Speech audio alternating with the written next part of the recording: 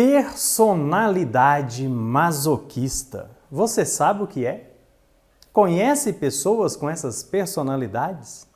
Você sabe diferenciar uma personalidade masoquista por um transtorno masoquista? E também diferenciar o masoquismo sexual? Eu convido você a participar do nosso estudo de hoje no Terapia em Foco com a psicanalista Edilaine Cristina, que estará mostrando as características e diferenças de cada um desses termos. Vamos lá?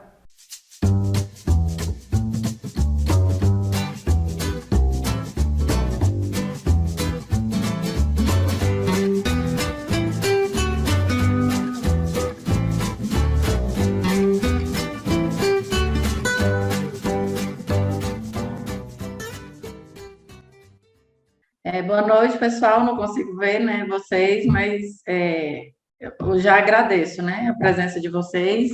E vamos começar essa apresentação, então. Todo mundo com o caderninho e o lápis aí na mão para fazer as anotações, né? Vai que você se encontra aí com uma característica meio masoquista, né? E vamos lá, vamos trabalhar. Vai ser um prazer trazer esse tema aqui para vocês. E eu espero que vocês gostem mesmo, né? Como o Lúcio já disse, né, esse é um tema importante da gente, não só essa personalidade, mas todas as outras, porque no trabalho, né, fazendo as análises, você acaba encontrando um paciente, né, que tenha alguma característica que te faz lembrar, ou um traço de personalidade, ou até mesmo o transtorno, né?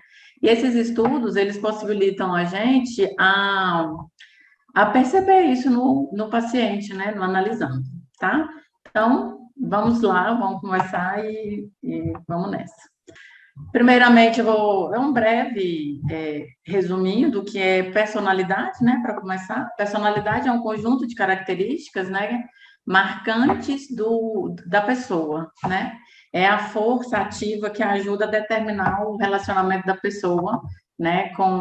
Baseado no seu modo de agir, de pensar e de se relacionar. E os traços de personalidades, eles complementam, né? O perfil dessa pessoa, né?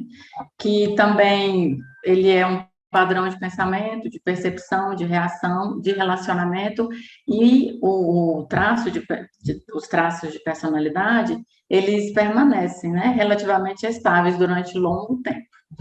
Depois, né, da personalidade, a gente tem, né, a gente pode encontrar o transtorno de personalidade, né? E o transtorno, ele os traços de personalidade muito pronunciado, né? Que são padrões generalizados, né, e persistentes, que tendem a levar a pessoa a um sofrimento, né, significativo, um comprometimento funcional. E por causa dessas dificuldades, a pessoa acaba tendo um comportamento mal adaptativo, né? E isso é uma das razões pela qual faz a pessoa procurar o tratamento, né?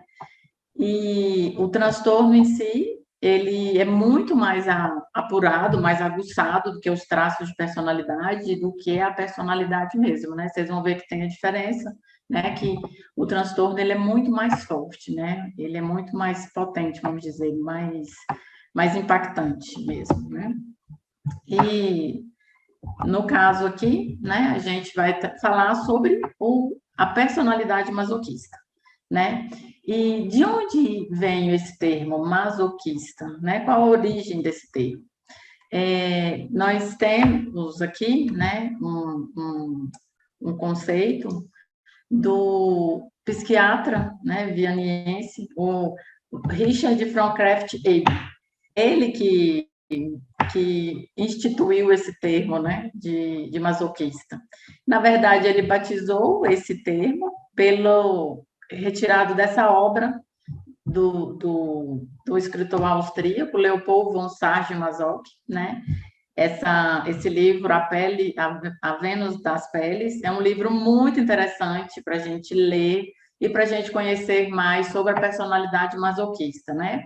Ali, desse livro, o o Kraft-Chaber, ele tirou, vamos dizer que uma relação, um tipo de exemplos, né, de hábitos que o próprio Saji-Masoch tinha, né?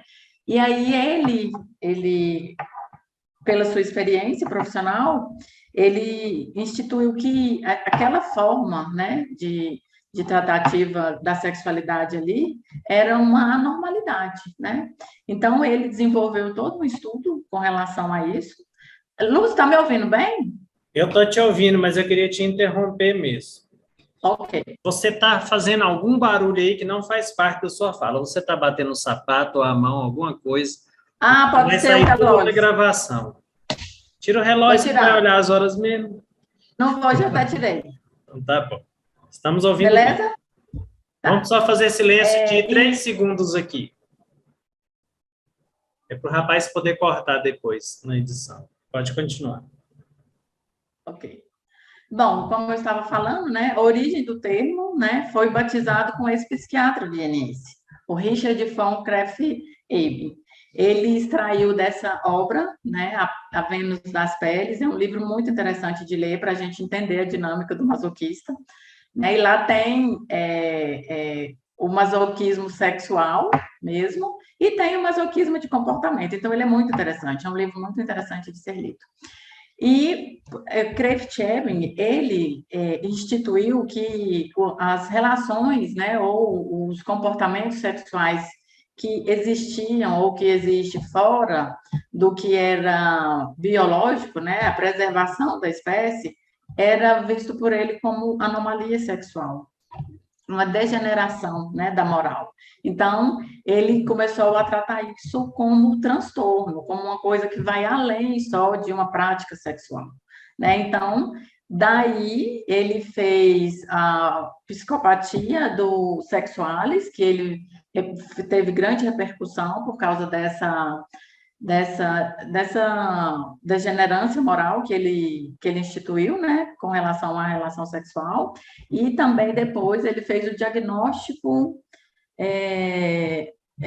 dos sádicos, foi um manual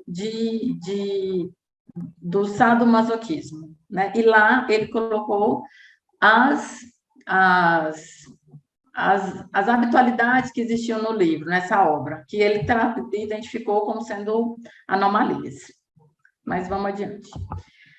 E aí, como ele identificou esses comportamentos como transtorno, como algo anormal, né? E a gente sabe que o transtorno, o que é voltado para a área sexual, são os transtornos parafílicos, né? Essa informação eu tirei do DSM, né? E aqui nós temos aqui o masoquismo sexual, que desde sempre, né, a função é essa, né, a função principal do masoquismo aqui, né, é passar por humilhação, submissão ou sofrimento, né, e tem esses outros transtornos também, que são parafílicos, mas hoje nós vamos focar no masoquismo. Principais características do masoquista sexual, né? Ele sempre se engaja, né, com atos de espancamento, de se acorrentar, de ser humilhado, né, de sofrer dores, né, de ser arrastado, ou alguma outra coisa que lhe faça sentir essa dor, né? E o resultado, né, disso é a satisfação sexual, né? Enquanto para algumas pessoas a dor sexual pode causar uma excitação só, para o masoquista sexual, essa é a principal, é o principal fim, né? É a satisfação sexual. E os comportamentos associados ao transtorno, eles podem ser realizados sozinhos ou com parceiros, né? E precisa ficar atento, porque pode ocorrer lesões graves, né? E até mortes acidentais. E o diagnóstico do transtorno, né? Como é que ele é identificado? Primeiro, ele só pode ser identificado eminentemente pelo médico, né? Pelo clínico, né? E ele tem que ser relatado ou pela própria pessoa, né? Que acha que tem um transtorno ou que vê uma disfunção naquilo ali, e por uma pessoa que é muito íntima a ela, né? E para apoiar, para certificar, né, essa, essa possibilidade de ter o transtorno, a pessoa ela precisa passar por uma experiência, né, uma excitação sexual recorrente e intensa, ao ser espancada, humilhada, amordaçada e todos esses sofrimentos, né? E mesmo quando ela imagina passando por essas humilhações e todos esses sofrimentos, né, inicialmente, ela gosta, né? Ela se imagina passando por isso. Então, isso realmente, essas situações, elas são situações convidativas, né, para procurar o clínico, né? Se a pessoa quiser contornar a situação e tudo mais. Mas, para além do masoquismo sexual mesmo, né? A gente também tem. Só um minutinho, por favor. Aqui. O tratamento, né? Da pessoa que sofre com transtorno, que é a psicoterapia individual ou em grupo, e a terapia medicamentosa. A terapia individual ou em grupo, tanto faz, né? Ou conforme o profissional entender, são aplicadas técnicas, né, de aversão ou técnicas de sensibilização, né? E a terapia medicamentosa é com os remédios que existem mesmo no mercado, né? Que podem ser administrados com o intuito de diminuir a impulsividade sexual, diminuir a quantidade de ereção ou diminuir o apetite sexual mesmo. Bem, mas depois do transtorno, né? Do masoquista sexual. O que a gente vê sobre masoquismo na psicanálise, né? O que a psicanálise traz para nós sobre o masoquismo, né? Antes da gente discorrer sobre isso, é importante a gente ressaltar aqui que os psicanalistas, né, o pessoal da psicanálise e outros, né, profissionais que trabalham com o paciente ou cliente masoquista, ele não trata o masoquismo como Creftieri. Ele trata o masoquismo, né, com uma conotação totalmente diferente. Para nós, o masoquismo, ele não sente amor pela dor, né, e pelo sofrimento. Para nós, o masoquismo, ele é uma pessoa que ele quer alcançar um ganho secundário, né? A pessoa que se comporta de forma masoquista, ela enfrenta dor e sofrimento na esperança consciente ou inconsciente de alcançar algum bem secundário, né? Um bem maior. E... só um minutinho aqui. Bom.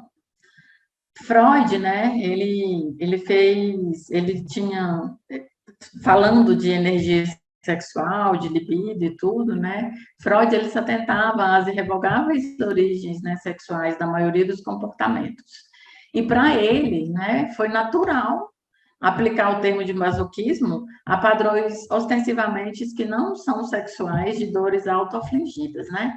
Ele adotou o termo que foi cunhado lá pelo Krafft-Ebing, né, do masoquismo, mas nessa temática de que existe um sofrimento. O que importava era isso.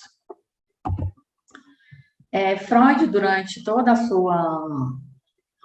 seu tempo de trabalho, né, desde 1900, ele começou a observar, né, ele começou a observar o masoquismo em 1900, durante um sonho de uma noiva que estava prestes a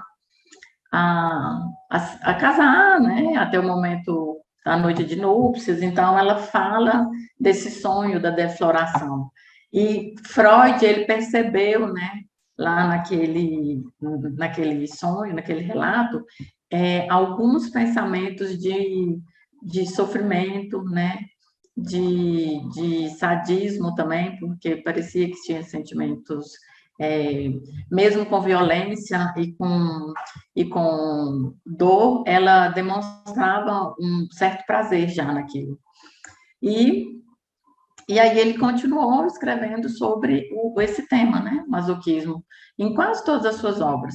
Em 1920, ele fala, né, na obra Além do Princípio do Prazer, ele detalha a relação do sadismo com componentes libidinais do instinto sexual. E aí ele descreve a volta desse instinto para o próprio corpo, e é onde ele descobre o masoquismo primário, né?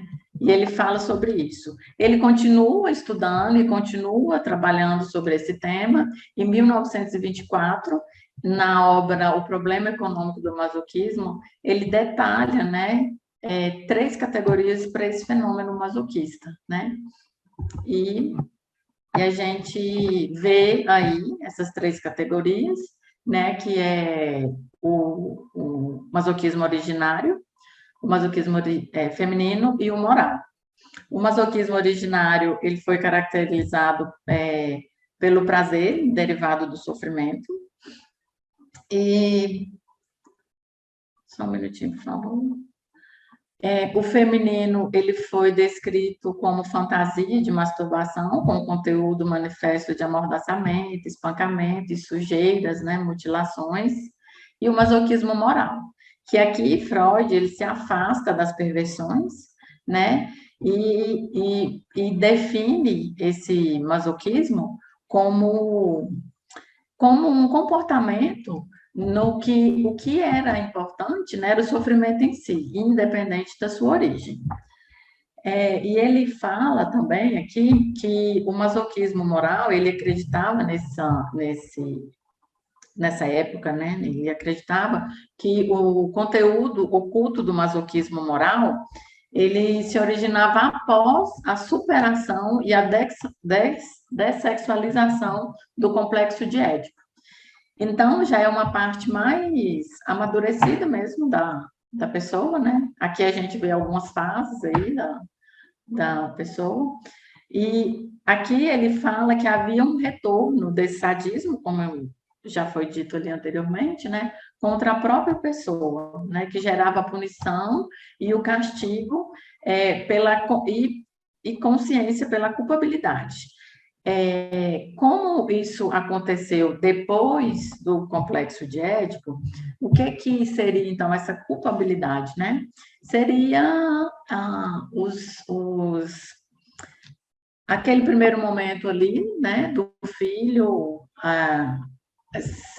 ter o sentimento incestuoso pela mãe e a filha o sentimento incestuoso pelo pai.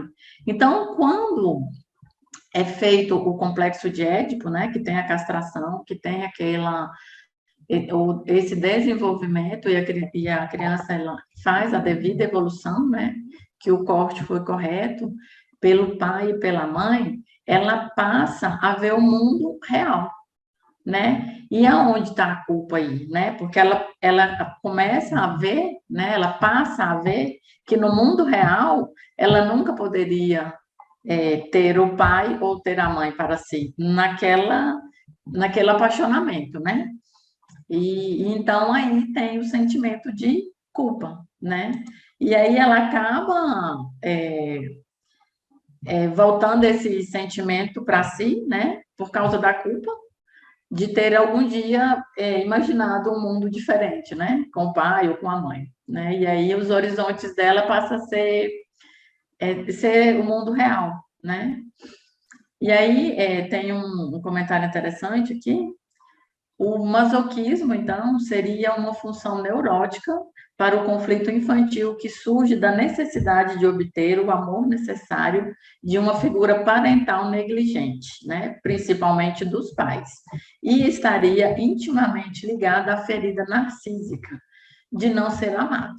O masoquista desloca para si a raiva destrutiva por não ter se sentido objeto de investimento, tanto pelo pai ou pela mãe, né? E aí ele passa a ter esse sofrimento, né?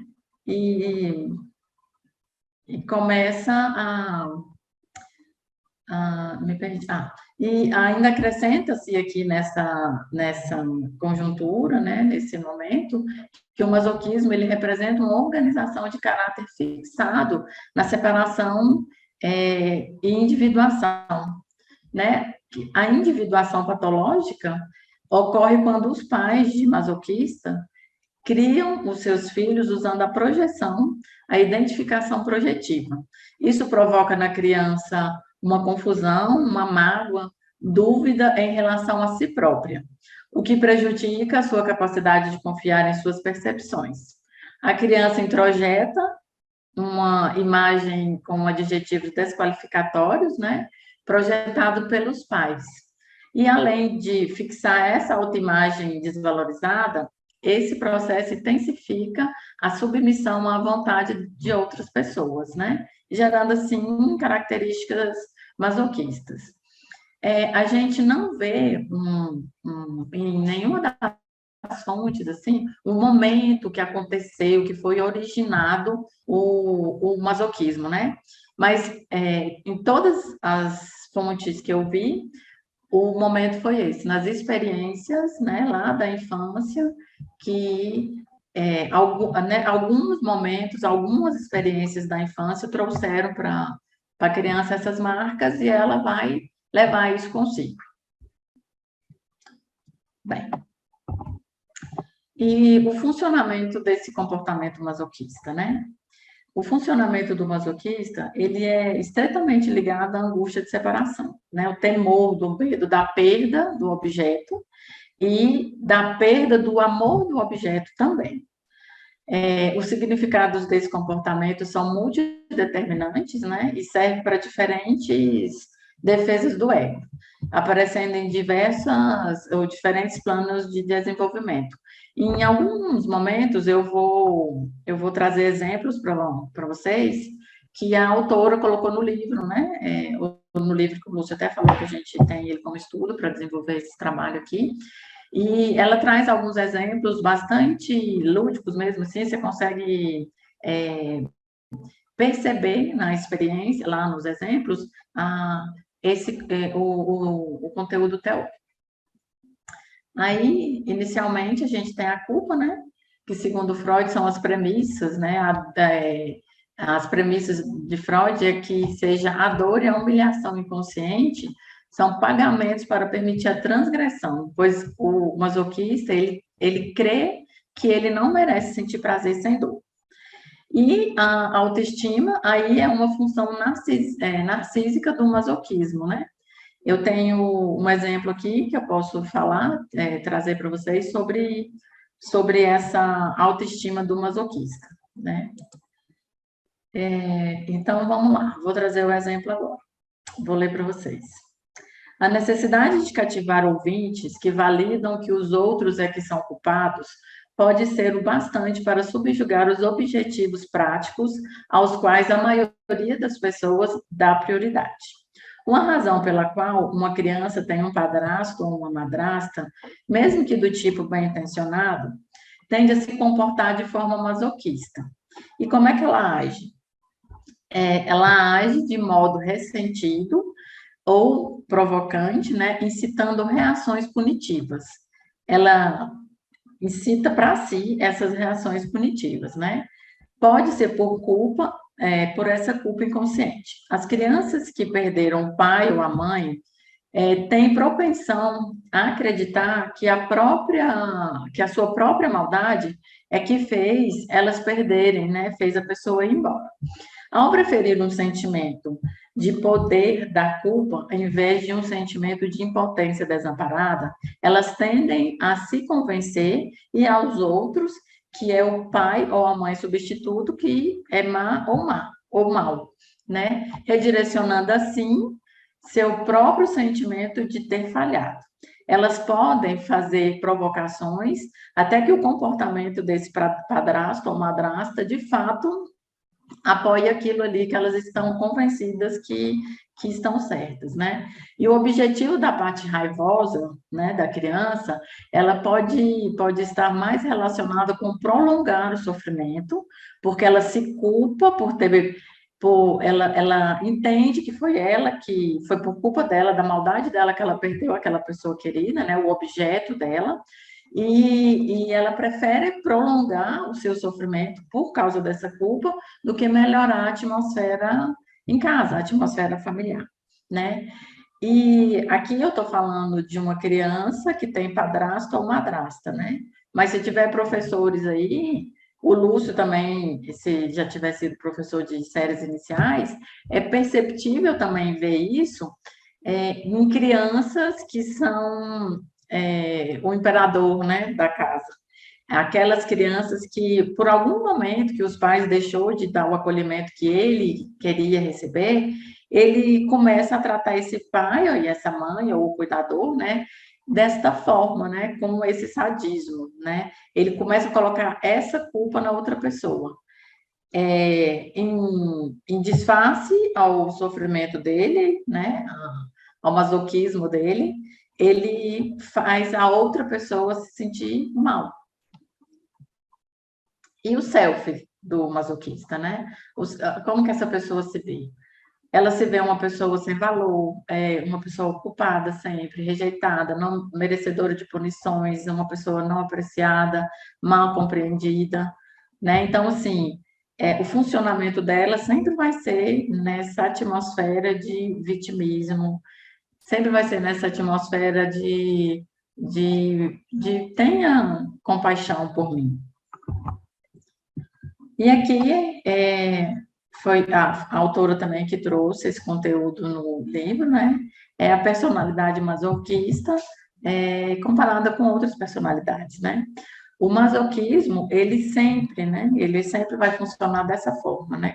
Com vitimismo e solicitando, né, compaixão das pessoas, solicitando atenção, né, em temor a enfrentar o abandono emocional. E também ele teme muito ataques à sua própria autoestima pelos outros, né, a sua segurança e o seu bem-estar.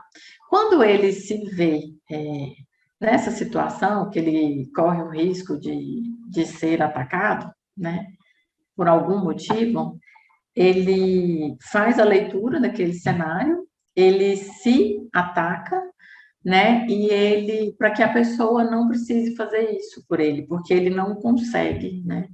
Ele não consegue administrar ser atacado pela outra pessoa. Então, ele se ataca para a outra pessoa não precisar fazer isso, né? E ele faz isso em prol de quê? Né? Em prol do amor. Em prol do amor do resultado secundário, né? Do bem secundário. Ele prefere, eu vou me atacar para a pessoa não precisar me atacar e nós ficarmos tudo bem. Eu ainda merecer a companhia dela, eu ainda merecer a atenção dela. Então, ele facilita muito a vida do objeto, né? Com medo de perder esse objeto ou com medo de perder o amor desse objeto. E o masoquista, ele demonstra, né, ele externa a sua necessidade de compaixão, de me dar atenção, eu estou aqui, e quando ele recebe a atenção, ele continua necessitando disso, para ele permanecer nesse estado de vitimismo, né? Diferentemente, a pessoa depressiva, né, ela fica na dela, né, com o seu sofrimento, e se alguém não vai lá para ajudar, para mostrar que tem alguém aqui para te ajudar, o depressivo ele fica ali na dele, né, cada vez mais se adoecendo emocionalmente, ou até mais do que emocionalmente, né, mas quando ele recebe a atenção de alguém, a propensão dele sair daquele estado depressivo é bem grande, né? De chegar até um alívio mesmo emocional, uma cura, vamos dizer, né? E depois que eu terminar isso aqui, eu quero trazer um exemplo sobre a personalidade depressiva para vocês. E o paranoide, né? O paranoide, ele tem algumas características, né, que são comuns com o masoquista, né? Mas inclusive os dois, eles mudam, né, essa orientação aí, de paranoide para masoquista, ciclicamente, né, e vice-versa.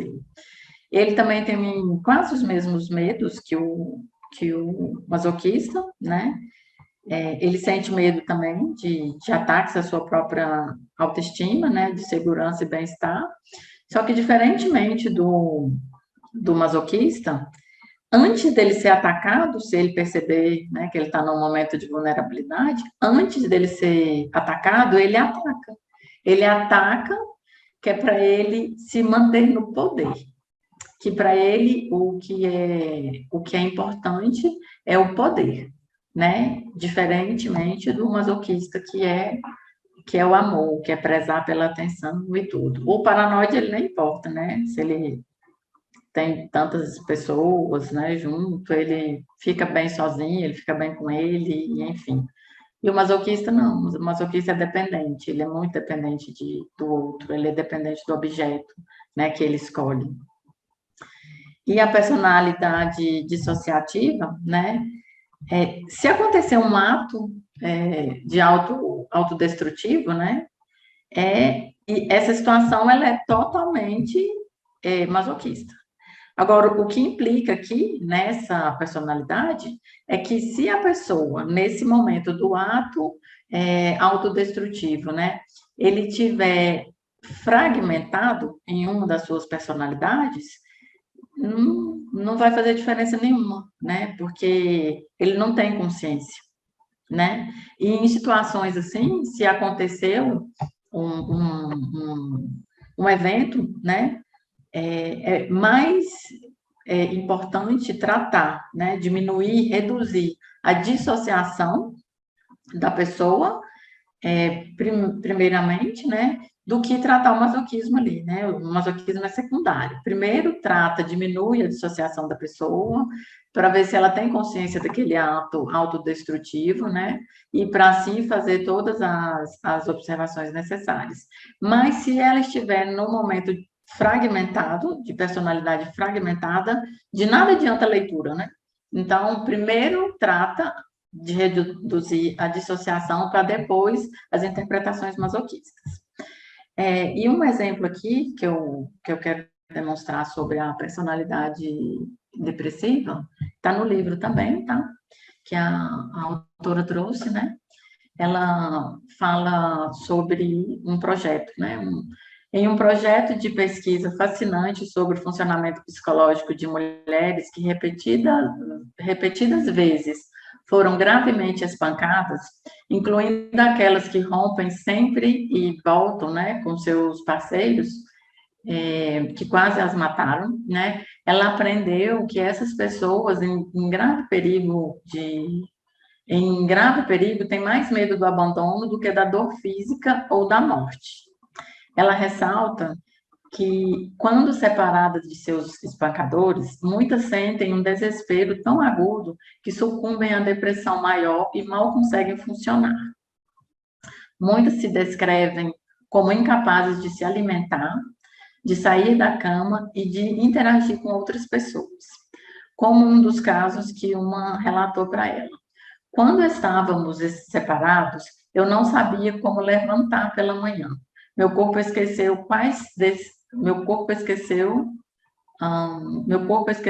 como se come. Cada farelo de comida era uma pedra no meu estômago. Aí ela fala, né, que as profundezas que essas mulheres elas desciam quando elas estavam separadas dos seus agressores eram muito maiores, né, do que o estado de angústia de experimentar o espancamento, né, ou um tratamento de abuso psicológico e outras coisas mais. E aí você para pensar, né, aqui é o depressivo com o masoquismo, né? Por que essa pessoa que está tão depressiva, né, ela ainda permanece nessa situação, né? Tá vendo que tem o ganho secundário, né? Sempre vai ter esse ganho secundário. É por causa de ter companhia, é uma segurança, é uma estabilidade, é por causa da segurança dos filhos, né? Então, sempre vai ter esse caráter aí de ganho secundário, quando se trata do masoquismo, né? Aqui são algumas características de personalidade masoquista que você, ou melhor, que nós, né, podemos encontrar, tá? A autora traz essas características no livro e eu trouxe para cá porque são importantes mesmo da gente perceber nas conversas, né? com o nosso, analisando, né, com o nosso cliente, e até mesmo com um parente, um amigo, né? Só que, assim, a gente não pode generalizar, né? Por exemplo, essa primeira característica aí, uso e abuso de pedir desculpas, talvez a pessoa seja só muito educada mesmo e gentil. Então, a gente tem que levar isso também em consideração, né? Nunca generalizar, né? Ou evitar isso, né? Aceitação das premissas dos outros como corretas, né? Não pensar por si próprio. Evitação das perguntas, né? Evita perguntar por sentir que a resposta pode ser ameaçadora. Medo de assumir a responsabilidade por suas próprias decisões, uso corrente da fala tangencial e circunstancial, revelando-se o objeto de procrastinar a solidão, incapacidade de contra-atacar quando é preciso. E aí submete-se em situação, né, permitindo que os outros determinem o rumo das suas coisas.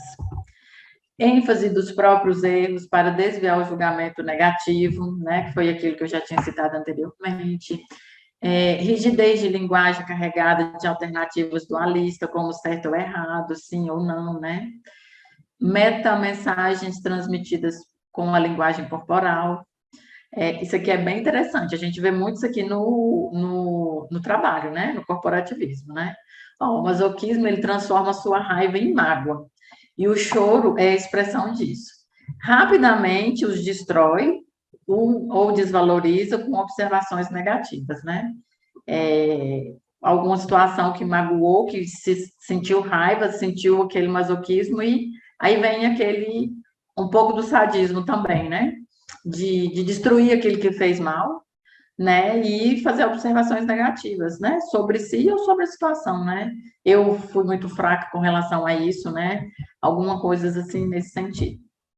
E negativismo. A mensagem masoquista é sempre uma expressão de impotência e súplica de perdão. Aqui é um outro escritor que a autora também trouxe, né, no livro, né, a tendência a usar a introjeção como meio de defesa, demonstra a falta de integração do bom e ruim dentro da sua estrutura própria. História de pais que usaram projeção e identificação projetiva. Tendência a escolher parceiros que usam a projeção e identificação projetiva, porque já está acostumado, né, com isso. Grande medo da perda do objeto ou da perda do amor do objeto. Eles provocam ofensas, né, e punição esperada do outro, por medo, por ter uma sensação de controle, que é aquilo, né? O exemplo da criança, né? Da criança, que a criança faz com os pais, né? Ou a criança redireciona a culpa para o padrasto ou para a madrasta, né? Enquanto ela tem o controle da situação. Aceitação de um papel de cuidador ou supercontrolador que estabelece uma posição de dominância e passividade. E na clínica, né, na clínica com masoquista,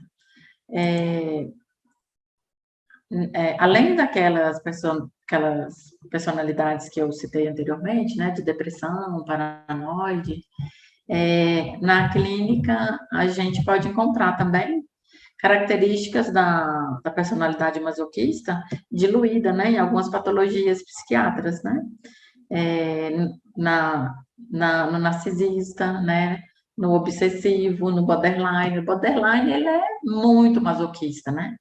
Nas histéricas, patologias do eixo 1, como a depressão maior, né, e a distemia.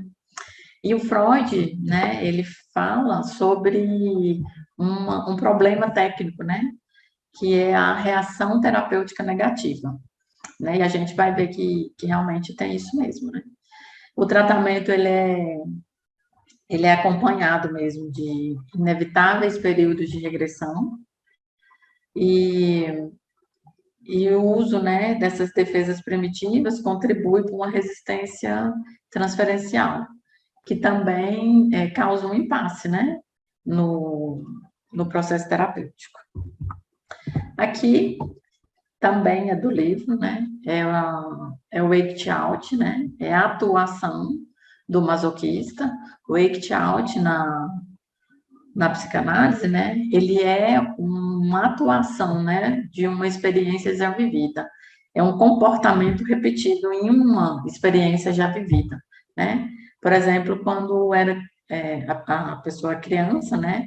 Ela passa por uma experiência, ela tem um modo de agir.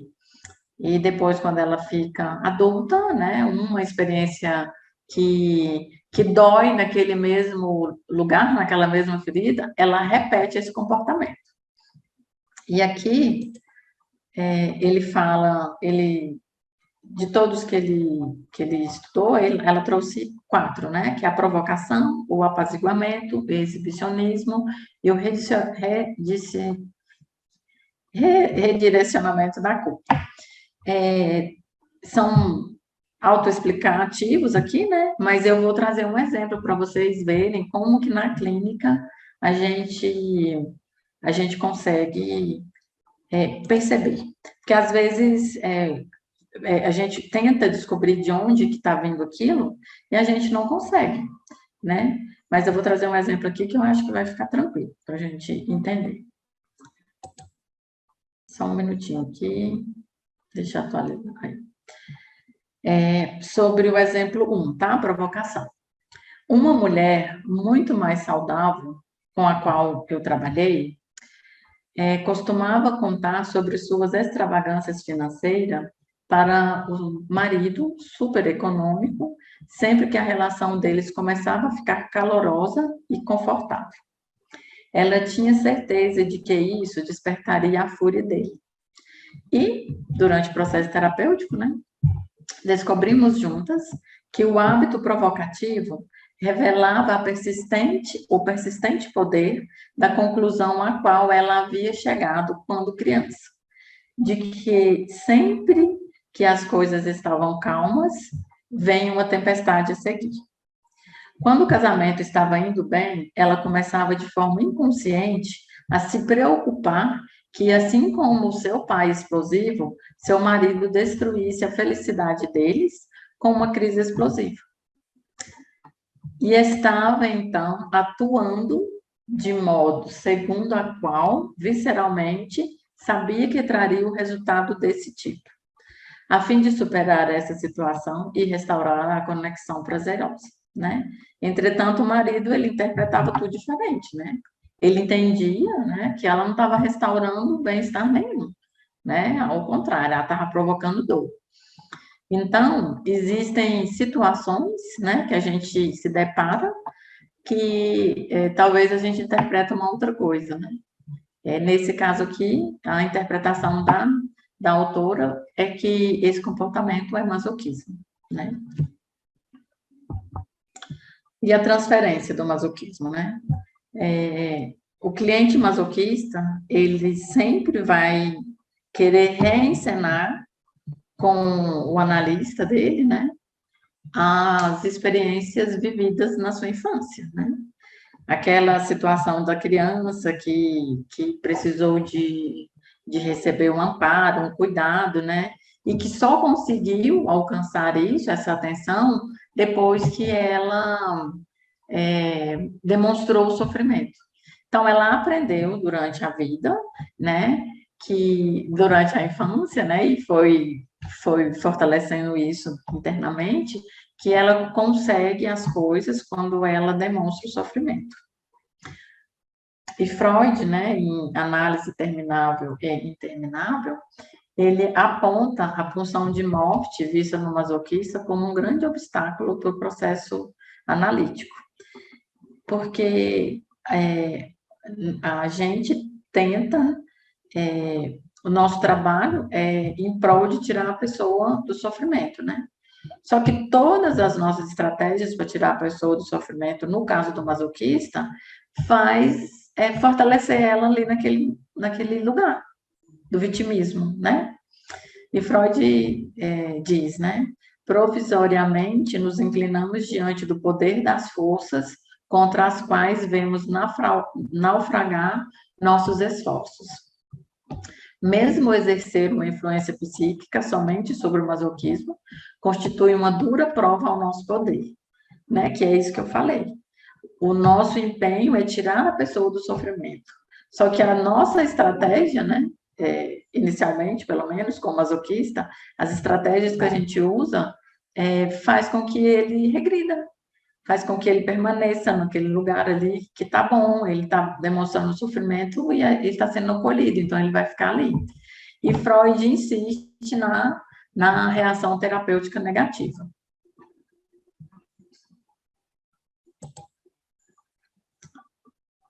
Vamos ver aqui. Bom, e aqui é a contratransferência, né? Com o analista, ele tem dois tipos de contratransferência com o cliente masoquista, né? A contratransferência contra-masoquista, que é o masoquista do próprio terapeuta, né? E o sadismo, né? Que também é uma contratransferência, né? O contra-masoquismo, né? É a gente se colocar no lugar do cliente, né? Valorizar aquele sofrimento dele, né? Ser generoso com ele, dar o apoio suficiente para ele, não julgá-lo, se mostrar que não vai abandoná-lo, né? Que está de mãos dadas com ele naquele percurso ali. Só que para o cliente, ele está no lugar que ele quer estar. Como eu disse anteriormente, né? Todas as estratégias que o terapeuta faz favorece a regressão do masoquista. Então, o terapeuta, ele tem um sentimento ruim disso, né? Que ele não tem sucesso nesse momento, né? E aí ele começa a se sentir irritado por causa da sua incompetência, vamos dizer assim, por não entender como é que está sendo aquela dinâmica, né? Que inicialmente vai fugir do controle dele, se ele não tiver um conhecimento da dinâmica com o masoquista, né? E aí ele começa, quando ele percebe que todas as estratégias que ele fez, que dá certo com outras pessoas, mas com o cliente masoquista não dá, e o cliente masoquista continua lá desamparado, miserável, né? Se humilhando, né? E querendo ficar naquele vitimismo, o analista, ele experimenta sentimentos, né, de irritação contra si, né? E ele pode até fantasiar, né, uma retaliação sádica e direcionada ao cliente, por ele permanecer nessa resistência à ajuda que ele está recebendo. E aí eu trouxe essa figurinha aí, né, de um divã cheio de preguinho para o masoquista deitar. Que eu acho que ele vai até gostar também, né? E o papel do terapeuta, então, né? O papel do terapeuta, eu retirei essas características do livro, né? E das outras fontes de referência que eu peguei para estudar também. Então, eu fiz um apanhado e aí eu destaquei algumas características, né? No lado negativo, né? A gente tende, né? O terapeuta tende a demonstrar disponibilidade para o paciente, né? Generosidade em excesso, redução dos honorários, sessão extra, né? Aceitar a chamada 24 horas e outros acordos, né? Que o analista pode fazer em prol da aliança terapêutica. Tudo isso é um convite para o masoquista regredir. Eu falo isso por experiência própria, porque eu atendi uma adolescente que eu atendi ela durante 2 anos e um pouco, e alguns meses, né? E eu percebi, em um certo momento, que todo dia da sessão ela estava legal, mas na próxima vez estava pior. E aí, junto com os pais, a gente conseguiu entender qual era a dinâmica dela, né? E nós fomos um pouco, talvez, sádicos, assim, ou neutros, né? Diante do sofrimento dela. Mas nós conseguimos incutir nela que era melhor ela ser querida, né? Pela sua autoconfiança, pelo seu poder de produção, do que pelo sofrimento. Então, eu tive uma experiência, foi uma escola mesmo que eu tive com com essa paciente, com essa cliente. Foi a minha segunda cliente, foi a minha escola mesmo, né? E hoje eu fico muito feliz pelo progresso que ela teve. E muito bom mesmo. Aí, quando eu falo aqui, né, da experiência, é, eu, eu fiz tudo isso aí com ela, né? Eu fiquei disponível para ela, eu fui generosa ao extremo mesmo. Eu reduzi os honorários porque ela precisou de fazer outros tratamentos, né, com psiquiatra e tudo mais junto, porque ela era uma pessoa com ela fez diversas tentativas de suicídio, né? E ela se cortava, ela se automutilava. Então, eu dava muita atenção para ela, né? E os pais também, né? Sessões extras foram várias, né? Aceitava ligação ou chamado dela em qualquer hora, em qualquer lugar que eu estivesse, né? Visitei ela em clínicas quando ela estava internada.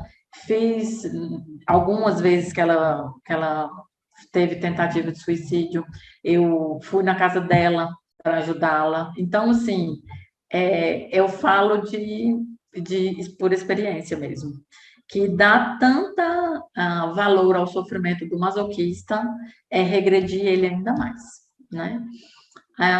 E ao passo que com o depressivo, se você faz essas mesmas estratégias, você consegue tirar ele do buraco.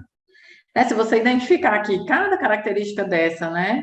O masoquista está lá dentro do buraco, você demonstra disponibilidade de tempo, é você jogar a corda para ele sair, você é generoso o suficiente, você coloca a escada para ajudar ele a subir, reduz o honorário, você dá a mão para tentar ajudá-lo, só que ele te leva, ele te envolve no sofrimento dele, né? Só que chega uma hora também que o analista ele vai ter uma maturidade, ele está vendo que o negócio está parado, né? Está estagnado o processo terapêutico, e ele vai perceber, eu estou fazendo errado, né? Não é por aqui. Com essa pessoa não é por aqui. E foi o que aconteceu comigo e essa adolescente. E foi produtivo mesmo. Agora, quando eu a vejo, eu fico feliz pelo como ela está, né? E o comportamento, vamos dizer que positivo, né, do terapeuta, né, é entender a dinâmica do funcionamento masoquista, né, do cliente e as projeções na transferência. Essas projeções, ele está fazendo para quem? Né, porque pode não ser para você. Para quem que são essas projeções? É para o pai? É para a mãe? É para um professor? É por um abusador? É para o avô? É para quem? Entender qual é essa dinâmica e não ser essa pessoa. Se desvincular desse objeto, né? É necessário trabalhar a diferenciação do objeto, né? E elaborar a angústia de separação e o temor pela perda do objeto. Manter a neutralidade, né? Saber esperar a evolução dele e saber ouvir também. Tem que saber esperar o desenvolvimento dele, né, com a sua postura, porque uma hora ele vai perceber que não é o sofrimento que faz com que o analista dê atenção para ele, né, e saber ouvir. Ouvir e interpretar e dar a devolutiva para ele, dentro do quadro masoquista, né? Ser paciente com as inevitáveis regressões e atuações masoquistas. Por mais que você esteja agindo certo, o comportamento dele é assim. Então, ele vai ter tentativas de te envolver no sofrimento dele, ele vai ficar chateado porque ele não conseguiu receber aquela atenção que ele almejava do analista, e ele vai ter essas regressões, né?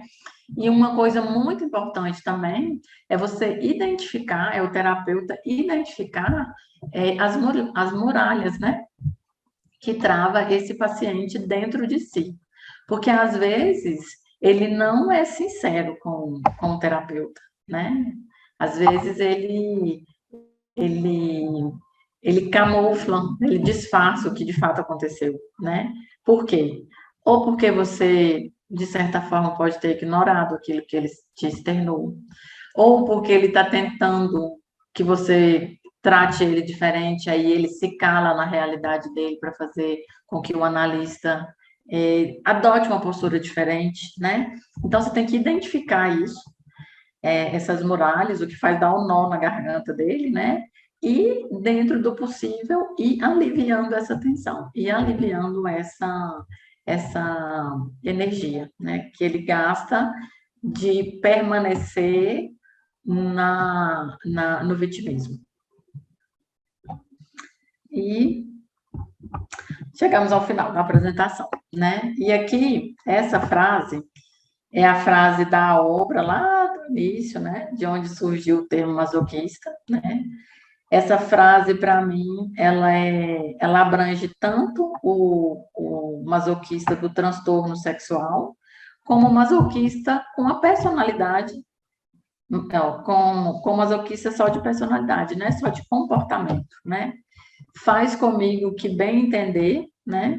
Só não me afaste de ti, né? É o castigo. Tanto masoquista sexual, ele usa isso, né? Porque ele sofre, né? Dores, né? Mas não me afaste de ti, né? Porque tem o ganho secundário, que é o prazer da relação sexual, né? E o personalidade masoquista é a mesma coisa, né? Faz o que você quiser comigo, me dá menos atenção, mas não me deixe, né? Não se abandone, não me abandone. É, é, pode ficar, né? Tem pessoas que quer ser o centro das atenções, quando ela não consegue ser, ela se contenta com migalhas, então, mas não se afaste de mim, né? E é nisso que o masoquista se prende, é assim que ele vai se funcionando, né? Dessa forma que ele funciona na vida, né? Com as pessoas que ele conhece, né? E com as pessoas que ele identifica como objeto. Que para não perder essas pessoas, ele suporta muita coisa, ele carrega o mundo nas costas, ele sofre agressões, né, físicas ou psicológicas, mas ele prefere o ganho secundário, que é estar ali, é ser acolhido por esse objeto, do que perder o objeto. E é isso. A minha apresentação, então, Lúcio, é até aqui, tá? E se tiver perguntas, eu estou disponível aí.